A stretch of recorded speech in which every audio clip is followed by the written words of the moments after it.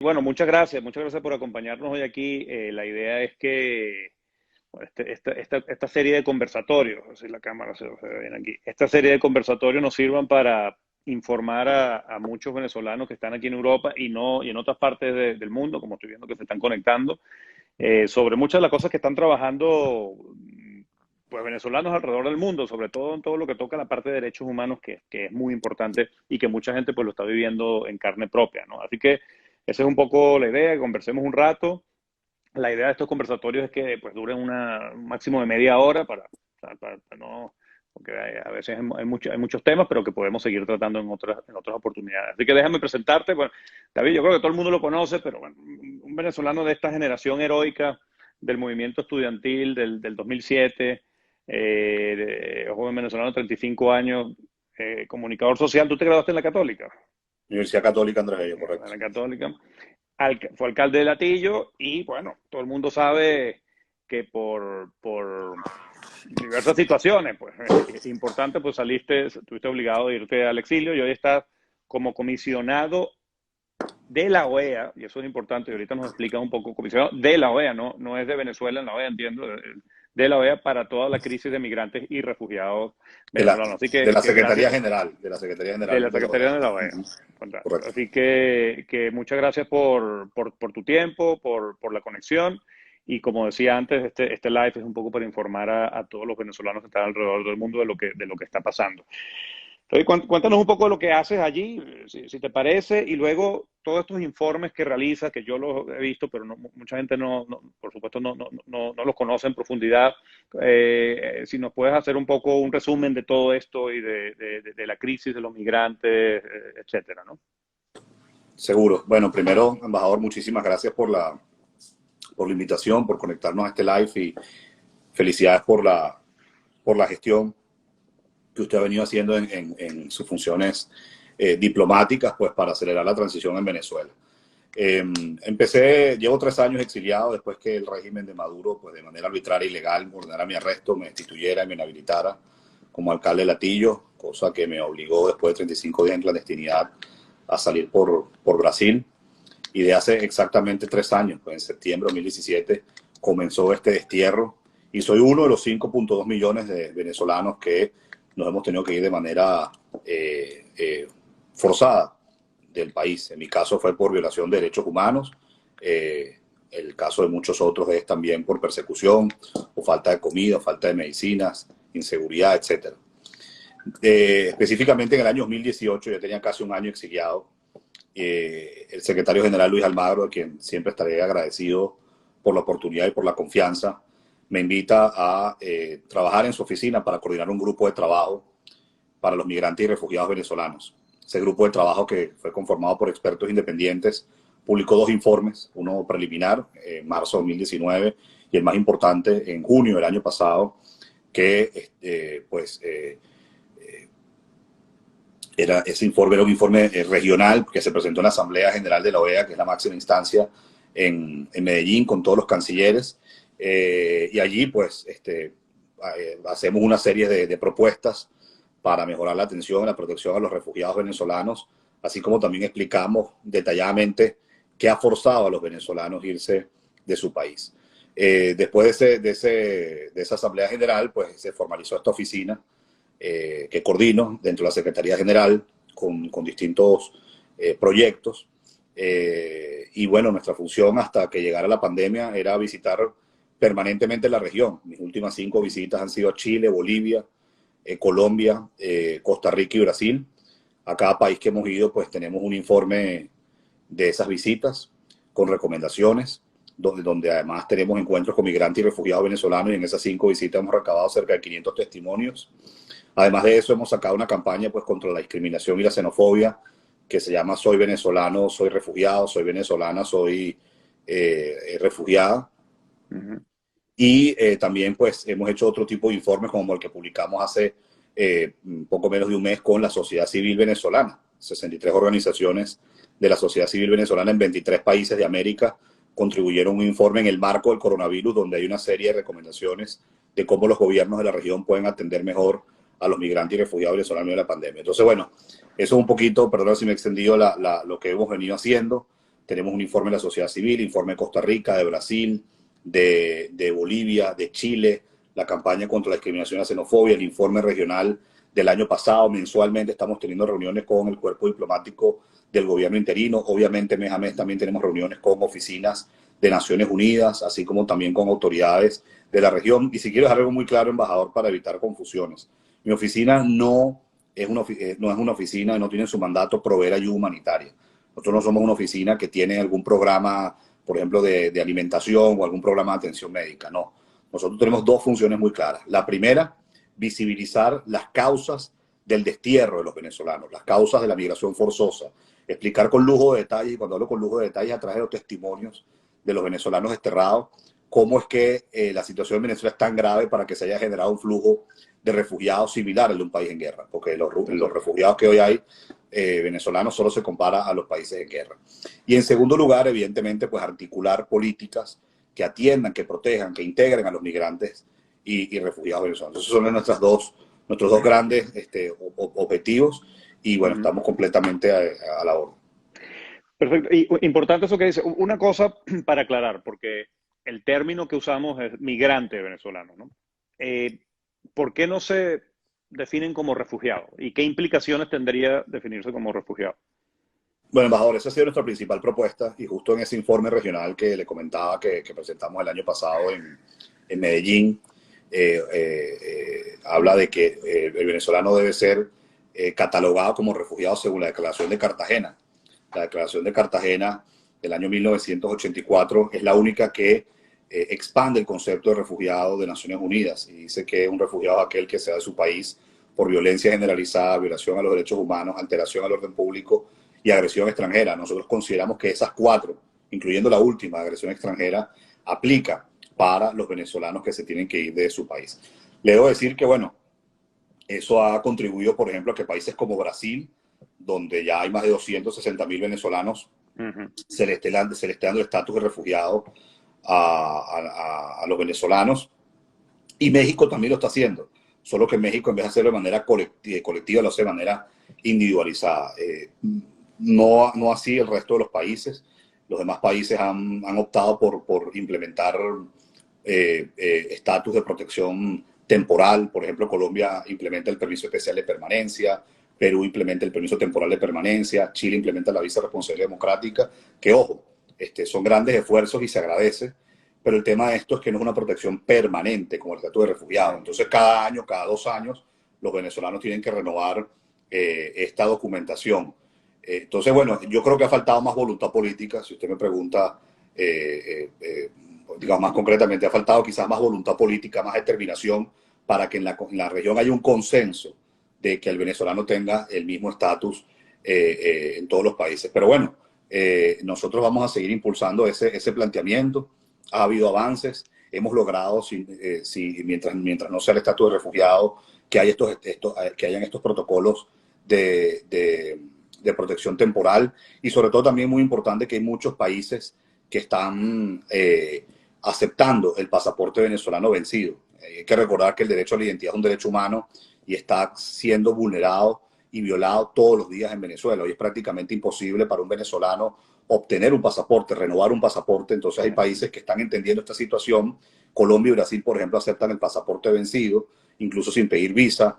Perú y Ecuador también lo aceptan, pero estos te piden visa. Estados Unidos y Reino Unido también aceptan el pasaporte vencido y te piden visa. Entonces, bueno, eso también es parte de los temas que se trabaja con los gobiernos, sobre todo aquellos que reconocen al gobierno del presidente Guaidó, porque el derecho a la identidad en Venezuela es un derecho que está desconocido y se ha convertido en un gran nido de corrupción.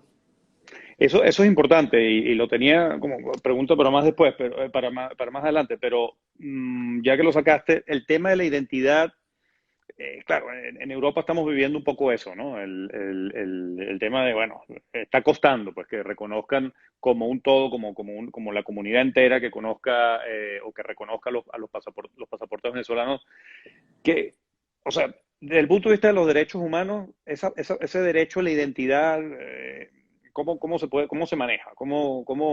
¿Qué se puede decir al respecto? Bueno, lo primero es que hay que saber que el derecho a la identidad es un derecho humano y que en Venezuela está siendo violado todos los días. el régimen ha hecho de la emisión de pasaporte y la cédula de identidad un gran nido de corrupción. Y son muchísimos los venezolanos que tienen que apelar a los caminos verdes para poder obtener un pasaporte. Pero aún así, algunos que apelan a los caminos verdes, que no se debe hacer, lo que le piden, o sea, lo que hay que pagar es algo absurdo. Y por los caminos regulares, donde hay negligencia absoluta del régimen, bueno, quiero que sepan que el pasaporte venezolano es uno de los más costosos del mundo y además, aún yendo por los caminos regulares, probablemente nunca haya respuesta o la respuesta tarde mucho tiempo. En cualquier país del mundo, obtener un documento de identificación, un pasaporte, toma horas o en el peor de los casos días y se puede hacer de manera electrónica y normalmente no es tan costoso. Por eso yo he dicho que el reto que hoy tiene la región para la crisis migrantes y refugiados, más allá de toda la atención desde el punto de vista humanitario que hay que darle a los venezolanos, definitivamente es la documentación.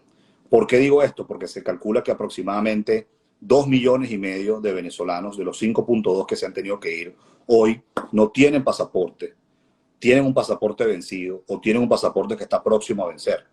Entonces, estos venezolanos corren el riesgo, como hecho ya está pasando con muchos, que quedan en una situación de irregularidad y al estar irregulares, pues se hace imposible insertarse en los mercados laborales, es decir, Claro. dependen del empleo informal o quedan desempleados, y los jóvenes pues tienen también mayores barreras para insertarse en el sistema educativo. Por mencionar 2 ejemplos, embajador, el no tener una documentación, por ejemplo, pone muy difícil alquilar un departamento, abrir una cuenta bancaria o hacer cualquier trámite al país donde uno llegue. Entonces ese es el reto de la región, y si se diese el estatus de refugiado, bueno, todo el mundo obtendría su documentación y además tendría protección permanente.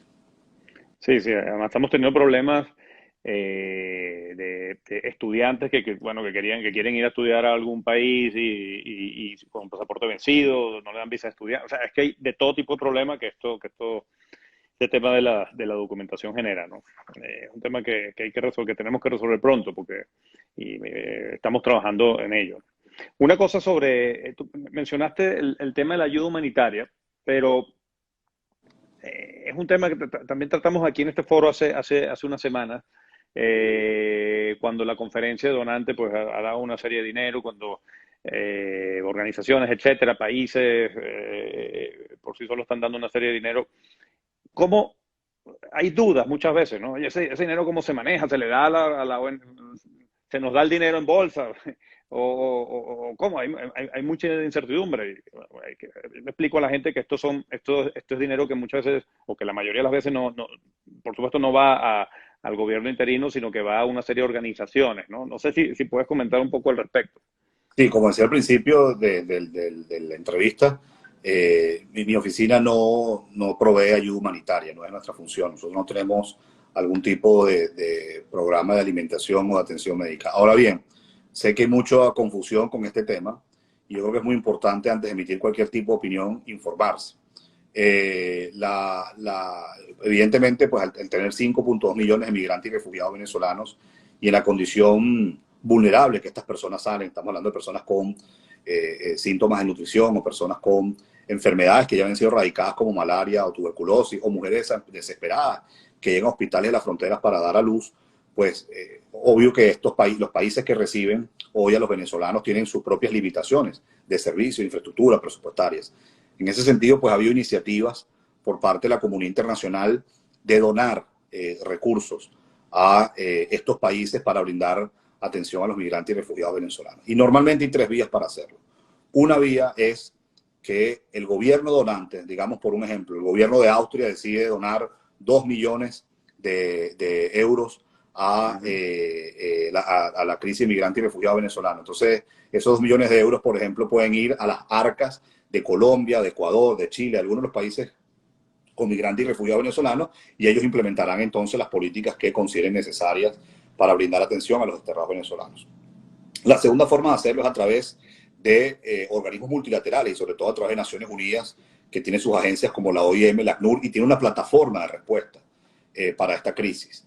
Y en tercer lugar, son a organizaciones no gubernamentales que tienen vasta experiencia en este tema y sobre todo estoy hablando de ONGs que son internacionales, es decir, que tienen oficinas hoy en países africanos, en países de Medio Oriente y que se han instalado en América Latina y que tienen programas de albergues o tienen programas de asesoría jurídica o de apoyo psicológico o atención médica y se les otorga, se le da ese tipo de donación. Ahora, cuando yo hablo de que hay que informarse, bueno, si ustedes entran, todos los que están conectados, a www.r4bdevenezuela.info, repito, www.r4bdevenezuela.info, esa es la plataforma de respuesta que ha diseñado Naciones Unidas desde hace unos años para la situación de los migrantes y refugiados venezolanos. Ahí tienen un link donde ustedes pueden ver todas las donaciones que ha dado la comunidad internacional y a través de qué agencias se ha canalizado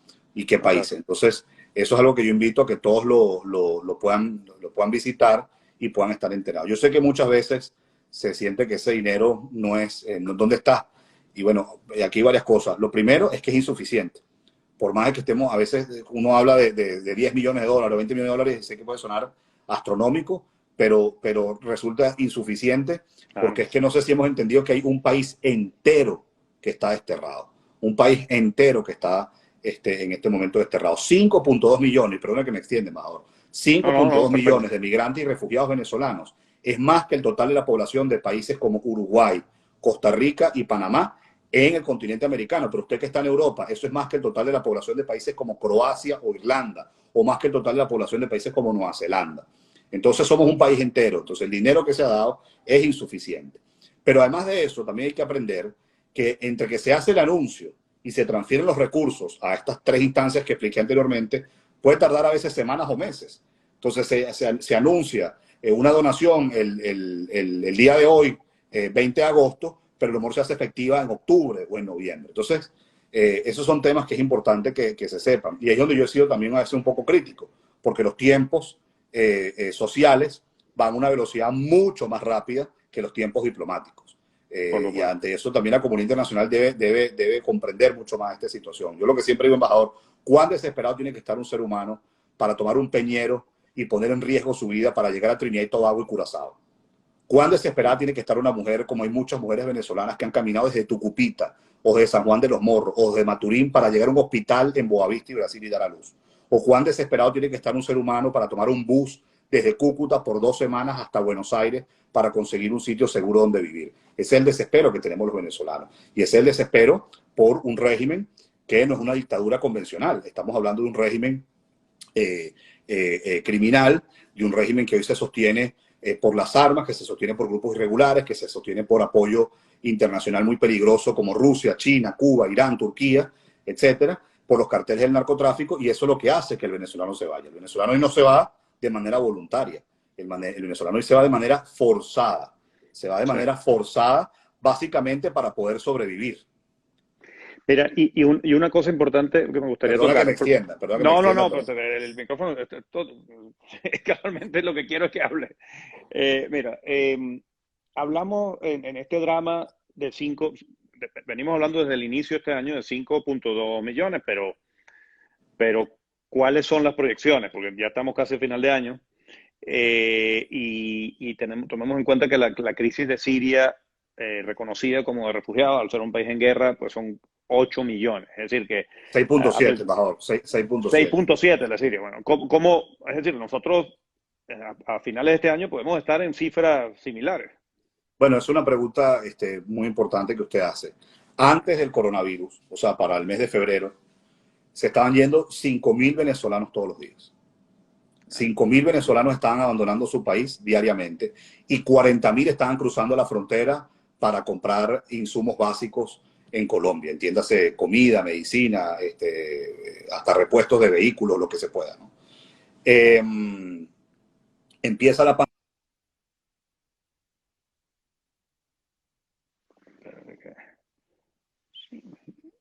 Empieza la pandemia y esto se estancó y se ha quedado en 5.2 millones de migrantes y refugiados venezolanos.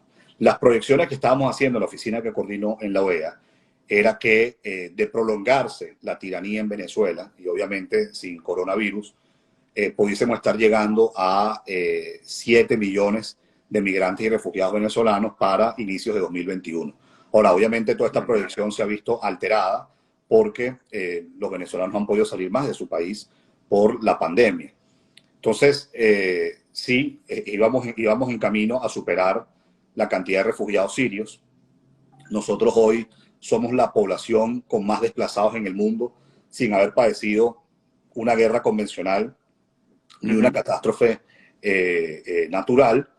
Y como yo siempre he dicho, mientras se siga prolongando la tiranía, pues más venezolanos se van a ver obligados a irse de su país. Mientras más rápido ocurra el cese de la usurpación, pues entonces la cantidad de venezolanos que se van a ir debería ser menor, pero además habrá incentivos para quienes estamos desterrados para que podamos volver. Y por eso también quiero decir algo, embajador, que esta crisis, por lo menos en nuestra oficina, y así yo muchas veces lo he conversado con el secretario general, no solo de una aproximación humanitaria, sino también de una aproximación política. O sea, aquí hay que dejar muy claro por qué el venezolano se va. Que usted y yo, o nuestros vecinos en la región, sepan por qué los venezolanos se van, no quiere decir que el mundo entero lo sepa. Porque hay que explicar cómo es posible que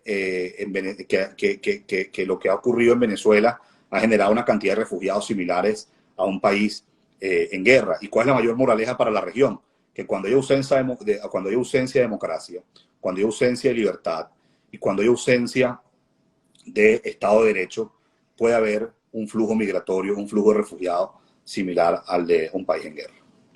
No, yo quiero resaltar eso que dice, porque además la solución de esto es el fin de la usurpación. Es decir, se está haciendo todo, estamos haciendo todo lo que se puede en materia de atención humanitaria, trabajando con las uñas, sin recursos y tal, pero en el fondo el objetivo de todo esto es el fin de la usurpación, donde podemos mejorar definitivamente la situación de todos estos migrantes y de que vuelvan al país, ¿no? Que en el fondo lo que queremos, ¿no? Una cosa, ¿cómo estamos viendo la situación en la frontera? Por todo este tema del coronavirus, tal, ¿cómo está la situación de los compatriotas allí en toda esa zona? Si tienes información. Mira, a raíz de la coronavirus ha habido un nuevo fenómeno, que es el fenómeno de los retornados y de los varados. Al momento que estamos en esta conexión, aproximadamente 105.000 venezolanos se han visto forzados a volver a su país, 100.000 desde Colombia, 5.000 desde Brasil. Muchos lo han hecho porque se han quedado sin trabajo. Bien sabemos que millones de personas en el planeta por el coronavirus se han quedado sin trabajo. Y otros también lo han hecho, y podría decir que es la mayoría, por estar cerca de su familia, ¿no? Por estar lo más cercano posible a sus familiares, por el temor que tienen de las consecuencias que pueda dejar la pandemia en Venezuela, que es un país que tiene, como ya sabemos, su sistema de salud pública en cenizas. El problema aquí son los tratos crueles y degradantes, embajador, que están recibiendo los embajadores, los venezolanos cuando retornan a su país. Están siendo hacinados en albergues en los estados fronterizos de Bolívar, Apure, Táchira y Zulia. Los están extorsionando en moneda extranjera, entiéndase en dólares y pesos colombianos, para ser trasladados a otra ciudad del país. Los han amenazado que les van a marcar sus casas. Muchos incluso han sido arbitrariamente detenidos. Les han dicho que tienen que pasar la cuarentena en una celda. Y lo más grave es que el propio Maduro y la propia Fuerza Armada Nacional quería darle vergüenza a Remigio Ceballos, que desde la cuenta del CEOFAM dijo que los venezolanos son bioterroristas y que si se sabía algún venezolano que regresara por una trocha, habría que delatarlo. Eso es una vergüenza a la honorabilidad de la Fuerza Armada, porque el venezolano que hoy se regresa por una trocha lo hace porque el propio régimen ha colocado restricciones para que los venezolanos puedan regresar por vías regulares, y cuando hablo de restricciones es que incluso lo han limitado a 3 veces al día. Entonces ese es un fenómeno, y le quiero adelantar que estamos haciendo un informe desde mi oficina al respecto. Esto es un informe que seguramente habrá que actualizarlo casi que de manera permanente, porque esto cambia todo el tiempo, y sobre todo mientras siga la pandemia. Pero también está, y no quiero dejar pasar por alto, los varados, donde estimamos que al menos haya 3.000 venezolanos que estén hoy varados. Y cuando 3.000 venezolanos varados, motivos aéreos, es decir, en países como España, donde hay 400, en Estados Unidos, donde hay 1.000, en Chile, donde hay 600, y así, que bueno, viajaron juntos antes de la pandemia, y no se les ha permitido regresar. Ahora, es insólito que este sea un régimen que cierre el espacio aéreo para que los venezolanos puedan volver por motivos humanitarios a su país, pero deja el espacio aéreo abierto permanentemente para que 17 vuelos iraníes hayan aterrizado en Venezuela. Sí, sí, no, eso es un crimen. Mira, una de las políticas que han tomado todos los países, por supuesto los europeos, pero todos es la repatriación de sus nacionales que se quedaron fuera por todo el tema de la crisis del coronavirus. Ha sido la política, como traerlos de diferentes países y como tú dices, a los venezolanos más bien lo que no quieren es que vuelvan, ¿no? Y se les maltrata y se les mete en campos de concentración, ¿no? Eso es un crimen lo que está sucediendo. Oye, una pregunta técnica, pero que creo que es importante. Cuando hablamos de los migrantes de 5,2 millones, y tal, la gente que tiene doble nacionalidad, ¿se cuenta en estas cosas, en estos Bueno, números? no, algunos países no. Por ejemplo, Colombia te habla de que son 1.8 millones de venezolanos que han llegado a su país, pero cuando se agrega los que llaman la migración de retorno, o sea, es decir, los colombianos que vivían en Venezuela tienen doble nacionalidad, la cifra puede llegar hasta 2.2 millones de personas en Colombia. Entonces, sí, ciertamente sube un poco más. Pero bueno, los casos también básicamente son en países como Colombia. También ha habido la comunidad luso-venezolana, que se ha regresado, por ejemplo, algunos a Portugal, otros a España. Eh, eso es un poco como se Sí, altera la cifra esto de 5.2 millones. Pero la oficial es esa, y repito, nosotros, si ustedes van a las redes sociales oficiales de la OEA, a la página web de la OEA y a las redes sociales de este servidor, pueden ver todos los informes que hemos publicado, pueden ver nuestras presentaciones, pueden ver el esfuerzo que estamos haciendo con la campaña contra la discriminación y la xenofobia, y ahí saber pues los números oficiales de los venezolanos y también conocer su testimonio. Justamente ayer el embajador hacía un live como el que estamos haciendo usted y yo ahorita, con una amiga de Stephanie Flores, que esta es la joven venezolana de 18 años que fue atacada la semana pasada en sí, Trinidad y Tobago. mira. Y ayer pues pudimos hacer un live con una amiga muy cercana de ella que se conocían desde pequeña en Tucupita, y que nos estaba actualizando de cómo está evolucionando ella en el hospital donde estaba en Trinidad y Tobago. Ese es el tipo de cosas que hacemos. Sí, como complicada esa situación de esta chica.